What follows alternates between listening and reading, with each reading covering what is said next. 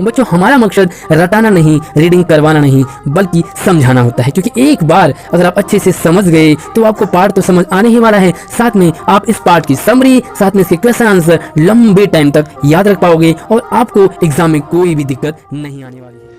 तो प्यारे बच्चों, पिछली वर्कशीट में हमने पढ़ रहे थे कैदी और कोकिला कविता को, जो कि माखनलाल चतुर्वेदी जी ने लिखी है। क्लास आपकी 9th है, सब्जेक्ट हिंदी है। अगर हम वर्कशीट की बात करें तो ये है आपके लिए 38वीं वर्कशीट, डेट 30 सितंबर की है। तो प्यारे बच्चों, पूरी वीडियो जरूर देखिए, क्योंकि वीडियो में एक्सप्लेन करूँगा मैं आपके लिए इसका पार्ट 4। आज की कविता को पूरी समझिए, साथ में क्वेश्चन आंसर भी आपके साथ डिस्कस होने वाले हैं।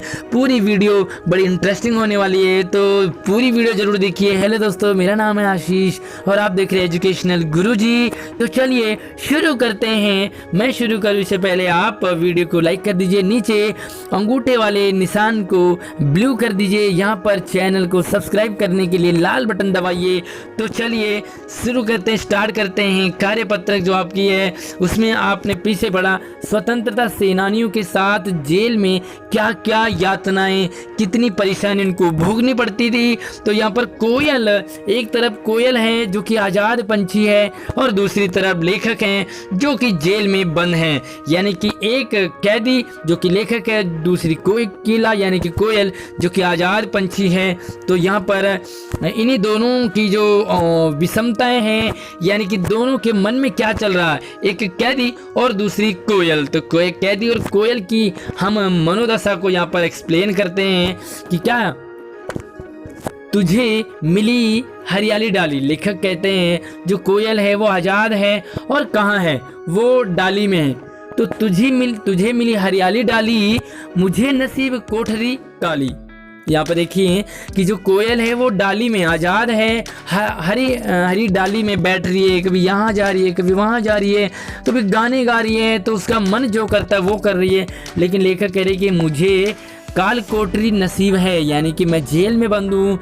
तेरा नभ भर में संचार, तू कहीं भी उड़ सकती है। नभ यानी कि आसमान, पूरा आसमान तेरा घर है, तू कहीं भी संचार कर सकती है, घूम सकती है, आ जा सकती है, लेकिन मेरा सिर्फ 10 फुट का संसार है, यानी कि जो मेरा संसार है वो सिर्फ 4 दीवारें ये जेल के अंदर बंद है। तो लेखक अपनी विषमता बताते हैं कि कितना डिफरेंस है कोयल में और कितना डिफरेंस है मुझ में, यानी कि कैदी में।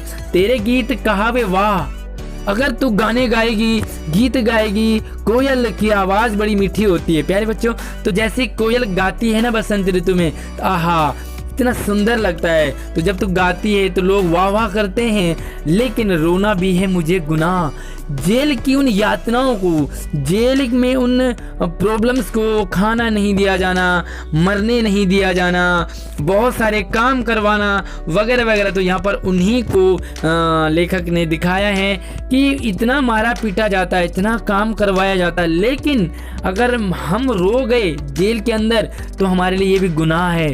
रोना भी नहीं है, मार भी खानी है, लेकिन तू आज़ाद है, तो कहीं भी जा सकती है, कुछ भी गा सकती है। देख विषमता तेरी मेरी, विषमता यानी कि अंतर, डिफरेंस कितना है तुझ में और मुझ में, कि तू कितना खुशनसीब है और मैं कितना बदनसीब हूँ। तिस पर बजा रही तिस पर रणभेरी, तू इतना आज़ाद है, इतनी आज़ाद है, फिर भी तू रणभेरी बजा रही है, यानी कि तू आज़ादी के लिए फिर से गीत गा रही है। आखिर यहाँ पर लेखक कहना चाह रहे हैं, कोयल के माध्यम से उन लोगों को जगाना चाहते हैं जो जेल के अंदर बंद हैं, जो घर के अंदर हैं लेकिन आज़ादी को नहीं चाहते हैं, गुलामी में रहना पसंद करते हैं। उनको कोयल उकसाना चाहती है, रणभेरी बजा बजा कर, मीठी मीठी गीत गाने गा गा करके, ताकि वो जेल की उन बंद दीवारों को तोड़ सके। आगे कहते हैं कि इस हुंकृति पर, हुंकृति यानी कि हुंकार भरी आवाज पर, अपनी कृति से और कहो क्या कर दूं। लेखक क्या कर रहे हैं, जो लेखक हैं वो अपनी कृति से, अपनी लेखनी से, अपनी कलम से, अपनी कविता के माध्यम से लोगों को जागृत करना चाहते हैं, जगाना चाह रहे हैं। प्यारे बच्चों, एक बात आपको मैं कह दूं कि जब यहाँ पर लेखक माखनलाल चतुर्वेदी जी ने ये कविता लिखी तो उस समय टेलीफोन की व्यवस्था नहीं थी, इंटरनेट की व्यवस्था नहीं थी, और अगर रही भी हो तो वो आम जनता के लिए नहीं थी, यानी कि भारतीयों को बिल्कुल भी सी से अनदेखा किया गया था। तो अपनी बात को रखना, लेखक ने कविता लिखी और लोगों को संदेश दिया, जगाया उन्हें, आगे बढ़ो, जेल से आज़ादी, इस गुलामी से बाहर निकलो। तो लेखक कहते हैं कि मैं और क्या क्या करूं, कोकिल बोलो, तुम बताओ मैं और क्या करूं। तो कवि क्या कर सकते हैं, कोयल चाहती है कि तुम आज़ाद हो, जेल में हो, जेल को तोड़ के बाहर निकलो। मोहन के व्रत पर, मोहन यानी कि मोहनदास करमचंद गांधी, किसे कहते हैं, महात्मा गांधी को। तो महात्मा गांधी के व्रत पर, व्रत यानी कि उन्होंने एक व्रत था, उनका संकल्प था, कौन सा, असहयोग आंदोलन, तो उन्होंने यहाँ पर चलाया था। इस तरह से गांधी जी ने बहुत सारे आंदोलन चलाए थे आज़ादी के लिए, स्वतंत्रता के लिए, गुलामी से बाहर निकलने के लिए। तो मोहन के व्रत पर प्राणों का आसव किसमें भर दूं, बताओ कोयल मैं क्या करूं। मैं मोहनदास करमचंद गांधी, हमारे जो गांधी जी हैं, उनके व्रत पर मैं क्या करूं, मैं अपने प्राण न्यौछावर कर दूं, मैं आज़ादी के लिए लड़ूं, मैं और क्या कर सकता हूं। कोकिल बोलो तो बताओ, तुम आज़ाद हो, आखिर क्या कर सकता हूं मैं। करमचंद गांधी यानी कि महात्मा गांधी के उस स्वतंत्रता संग्राम को मैं कैसे आगे बढ़ाऊं। तो यहाँ पर लेखक स्वयं तो कर ही रहे हैं उसे आगे बढ़ाने का काम अपनी कविता लिख करके। तो यहाँ पर दोनों की विषमता है, दोनों में कितना अंतर है, कवि में और लेखक में। तो पहला सवाल है कि प्रस्तुत पंक्तियों में कवि को कोयल से ईर्ष्या क्यों हो रही है, तो जलन तो होगी ही ना।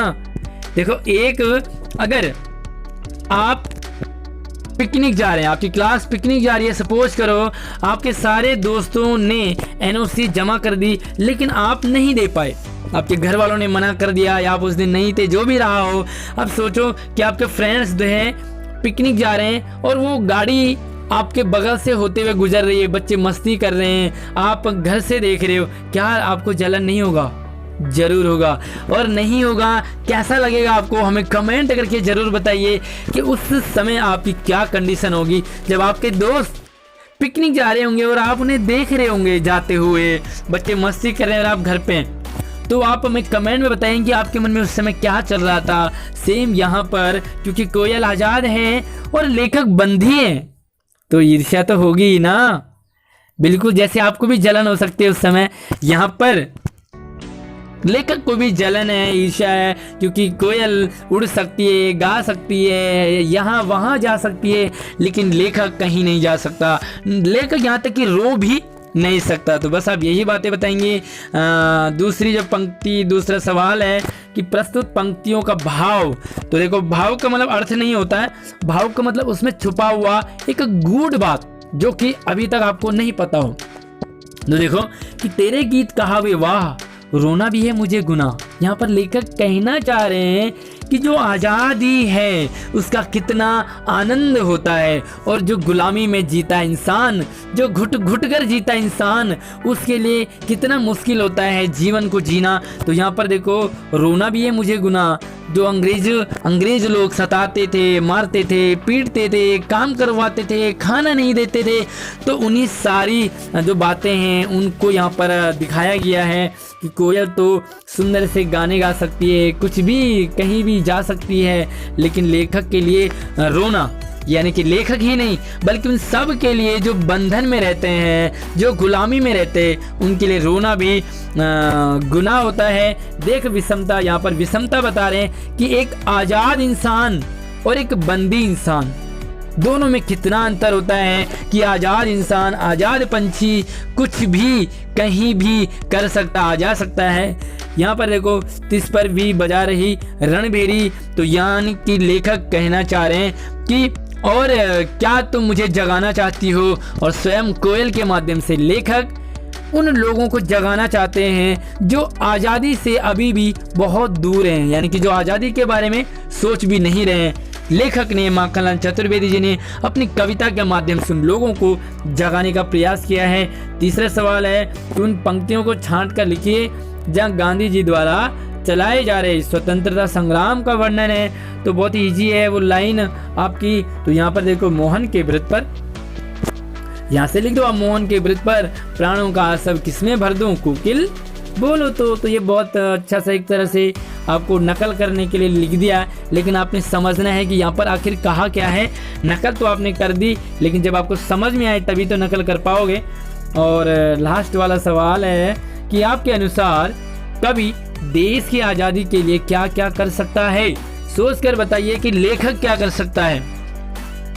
तो यहाँ पर देखिए, सबसे पहली बात मैंने बताया आपको कि लेखक के टाइम में फ़ोन नहीं था, इंटरनेट नहीं था, तो लेखन माध्यम था। और लेखक और भी माखनलाल चतुर्वेदी जी और भी ऐसी कविताएं लिख सकते हैं जो लोगों को आज़ादी के लिए बढ़ाएं, आगे बढ़ाएं। वो स्वयं भी आगे आ सकते हैं। वो जेल में हैं इस समय, और जेल में लोगों को भी वो समझा सकते हैं और उन्हें भी उकसा सकते हैं अंग्रेज़ों की गुलामी से तोड़कर बाहर निकलना। तो ये थी आज की वर्कशीट। कैसी लगी हमें कमेंट बॉक्स में अपना सुझाव भी ज़रूर दीजिए। वीडियो को लाइक कीजिए और शेयर ज़रूर कीजिए।